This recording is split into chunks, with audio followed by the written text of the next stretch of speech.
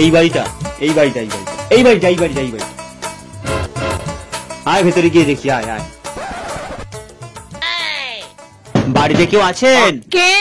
দাঁড়ান আসছি। বলুন কি হয়েছে? বলছি বৌদি, এটা কি বিটকেলদার বাড়ি? হ্যাঁ, তো কি হয়েছে? আমরা বিধান বালক সংগ্রহ ক্লাব থেকে এসেছি। হ্যাঁ, তো কি হয়েছে বলুন। পরশুদিন আমাদের ক্লাবে রক্তদান শিবির হয়েছিল। আপনার স্বামী ওখানে গিয়ে রক্তদান করেছিল, তাই আমাদের ক্লাবের তরফ থেকে আপনার জন্য এটা একটা গিফট।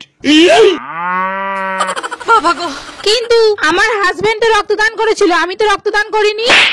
আসলে বৌদি, আমাদের ক্লাবে যারা যারা রক্তদান করেছে তাদের বউদেরকে একটা করে গিফট দেওয়া হচ্ছে। কেন?